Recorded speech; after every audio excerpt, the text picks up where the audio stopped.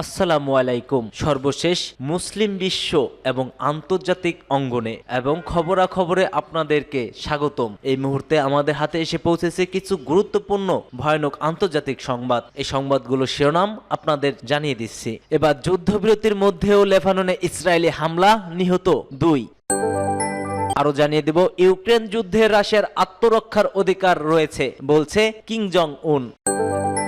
আরো থাকছে, ঘুষ কেলেঙ্কারির ইস্যুতে অবশেষে মুখ খুলেছেন আদানি।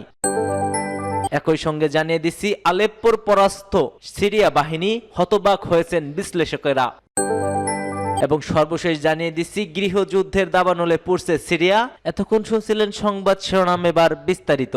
তবে তার আগে কে কোথা থেকে আমাদের ভিডিওটি দেখছেন ও শুনছেন জানিয়ে দিন কমেন্ট সেকশনে। এবং ভিডিওটি ভালো লাগলে অবশ্যই একটি লাইক করবেন, চ্যানেলটি সাবস্ক্রাইব করে আমাদের সঙ্গেই থাকবেন। যুদ্ধবিরতির মধ্যেও লেবাননে ইসরায়েলি হামলা, নিহত 2 জন। হামলায় অন্তত 2 জন নিহত হয়েছে এবং 6 জন আহত হয়েছে বলে জানিয়েছে আল জাজিরা। লেবাননের ন্যাশনাল নিউজ এজেন্সি এনএনএ বলছে, লেবাননের দক্ষিণে রাব এল থালানিন গ্রামে ইসরায়েলি ড্রোন হামলায় 2 জন নিহত হয়েছে, আহত হয়েছে আরো 2 জন। লেবাননের স্বাস্থ্য মন্ত্রণালয় জানিয়েছে, টিয়ার জেলার মাজদাল জৌন শহরে ইসরায়েলি ড্রোনে একটি গাড়িতে হামলা চালায়, এতে 3 জন আহত হয়, এদের মধ্যে একজন শিশু রয়েছে। এছাড়া সিদন জেলার বেইশারিয়া শহরের তিনবাহনা এলাকায় 2টি বিমান হামলা চালিয়েছে ইসরায়েলি যুদ্ধ বিমান, এতে অন্তত 1 জন আহত হয়েছে। ইসরায়েলি বাহিনীর পক্ষ থেকে বলা হয়েছে, তারা সিদানে হিজবুল্লাহর স্থাপনায় হামলা চালিয়েছে, সেখানে হিজবুল্লাহর রকেট লঞ্চার ছিল। গত বছরের অক্টোবর থেকে ইসরায়েল ও হিজবুল্লাহর মধ্যে পাল্টাপাল্টে হামলা চলছে। ইসরায়েলি হামলায় লেবাননে এখন পর্যন্ত 3000-এরও বেশি মানুষ নিহত, আহত হয়েছে প্রায় 16,000। সেই সঙ্গে বাচ্চুচ্যুত 10 লাখেরও বেশি মানুষ। 1 বছর ধরে চলা যুদ্ধের পর দুই পক্ষের মধ্যে গত বুধবার থেকে যুদ্ধবিরতি শুরু হয়েছে, কিন্তু এই যুদ্ধবিরতির মধ্যেও চলছে পাল্টা হামলা।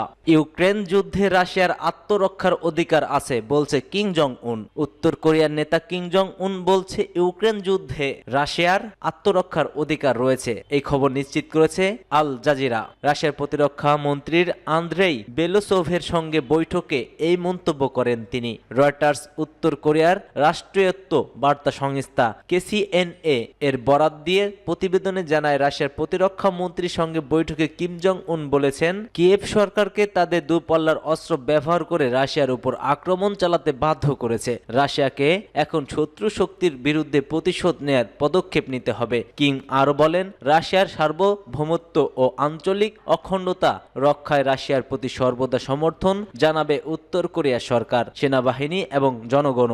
উল্লেখ্য, কিম জং উন এবং রাশিয়ার প্রেসিডেন্ট পুতিনের মধ্যে চলিত বছরের জুন মাসে স্বাক্ষরিত কৌশলগত অংশীদারিত্ব চুক্তির আওতায় উত্তর কোরিয়া রাশিয়ার সঙ্গে সামরিক সম্পর্ক বৃদ্ধি করার প্রতিশ্রুতি দিয়েছে। এই চুক্তিতে অংশ হিসেবে দুই দেশের একে অপরের সহায়তা দেবে এবং পারস্পরিক প্রতিরক্ষা চুক্তি স্বাক্ষর হয়েছে। এরপর সেপ্টেম্বর মাসে রাশিয়ার দুই দেশের নেতাদের শীর্ষ বৈঠকে দেশটির সম্পর্কে উল্লেখযোগ্যভাবে শক্তিশালী হয়েছে। দক্ষিণ কোরিয়ার গোলান্দ সংস্থার তথ্য অনুযায়ী ওই বৈঠকের পর উত্তর কোরিয়া রাশিয়ার 10,000-এরও বেশি গোলান্দ বারুদের এবং কন্টেইনার সহ-চালিত হাউস স্ট্রাইজার এবং একাধিক রকেটের লঞ্চার পাঠিয়েছে। এদিকে পশ্চিমা দেশগুলো অভিযোগ করছে যে ইউক্রেন যুদ্ধে রাশিয়ার পক্ষে লড়াই করতে উত্তর কোরিয়ায় 10,000 সৈন্য রাশিয়ায় পাঠিয়েছে, যদিও কিম ও বেলোসোভের বৈঠক এ নিয়ে কোনো আলোচনাই হয়নি।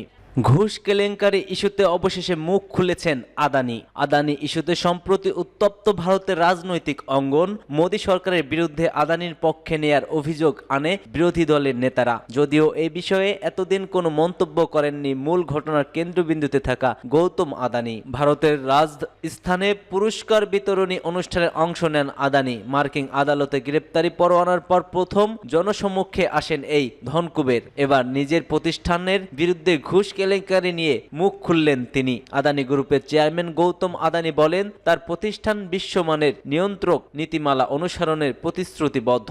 এর আগেও অনেকবার এমন চ্যালেঞ্জের মুখোমুখি হয়েছেন তারা। প্রতিটি আক্রমণ আদানি গ্রুপকে আরো শক্তিশালী করে তোলে এবং প্রতিটি বাধা তাদের আরো দৃঢ়ভাবে এগিয়ে যেতে উদ্বুদ্ধ করে থাকে। তিনি বলেন, স্বার্থ বিদ্বেষী অনেকে প্রতিবাদের সত্ত্বেও আদানি গ্রুপের কেউই ফরেন করাপ্ট প্র্যাকটিস অ্যাক্ট এর কোনো লঙ্ঘন বা ন্যায় বিচার বিঘ্ন করার ষড়যন্ত্রের জন্য অভিযুক্ত হয়নি। আজকে পৃথিবীতে নেতিবাচকতা সত্যের চেয়েও দ্রুত ছড়ায়। আমরা যখন আইনি প্রক্রিয়ার মধ্যে দিয়ে যাচ্ছি, আমি আবারও নিশ্চিত করতে চাই যে আমরা বিশ্বমানের নয়, নিয়মতান্ত্রিক নীতিমালা মেনে চলার প্রতি সম্পূর্ণ প্রতিশ্রুতিবদ্ধ।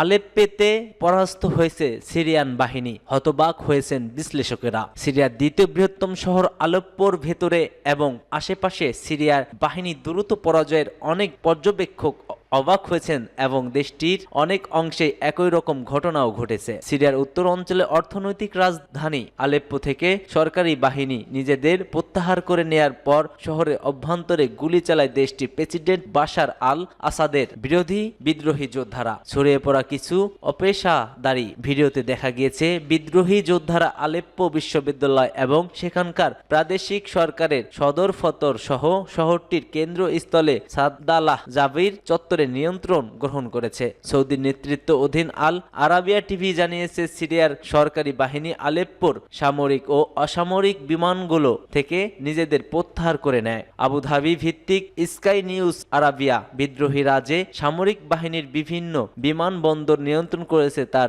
আশেপাশের অনেকগুলো অবস্থান থেকে নিজেদের প্রত্যাহার করে নিয়েছে। আব্দুল রহমান বলেন, একটি ড্রোন আক্রমণের পর ইরানের রিভলিউশনারি গার্ড বাহিনী এবং তাদের মিত্র হিজবুল্লাহ ও ইরাকি শিয়া মিলিশিয়া যোদ্ধারা ওই অঞ্চল থেকে নিজেদের প্রত্যাহার করে নেয়। আরব সংবাদ মাধ্যম জানায়, আলেপ্পো ও বিদ্রোহী নিয়ন্ত্রণী ইদলিব প্রদেশের মাঝখানের পুরো অঞ্চলে এবং প্রধান আলেপ্পো দামাস্কে মহাসড়ক সংলগ্ন আলেপ্পোর দক্ষিণের বড় বড় শহরগুলোর পতন ঘটেছে। এর মধ্যে সারাকিব ও মারাতাল নুমানো রয়েছে।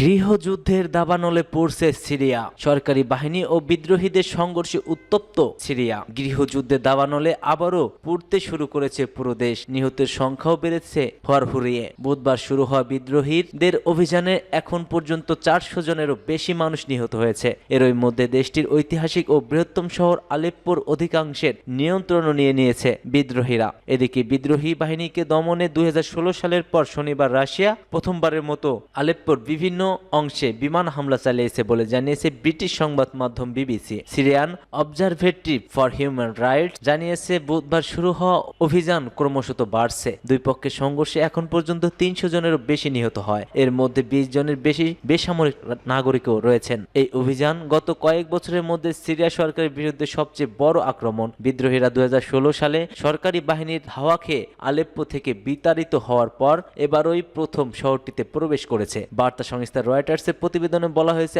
আলেপ্পোর বিমানবন্দর এবং শহরের দেশের সব রাস্তা বন্ধ করে দেওয়া হয়েছে। Syrian observatory for human rights জানিয়েছে, শনিবার ভোরে বিদ্রোহীরা শহরের বেশিরভাগ অংশ কোনো বড় প্রতিরোধ ছাড়াই দখল করে। সংস্থাটির এক মুখপাত্র বিবিসিকে জানিয়েছে, সরকারি বাহিনী পিছু হটায় কোনো লড়াই হয়নি। সিরিয়ান অবজারভেটরি ফর হিউম্যান রাইটসের মুখপাত্র বলেন, নগর পরিষদ, পুলিশ স্টেশন, গোয়েন্দা অফিস সব খালি। এমনটা আগে কখনো ঘটেনি এই আলেপ্পো শহরে।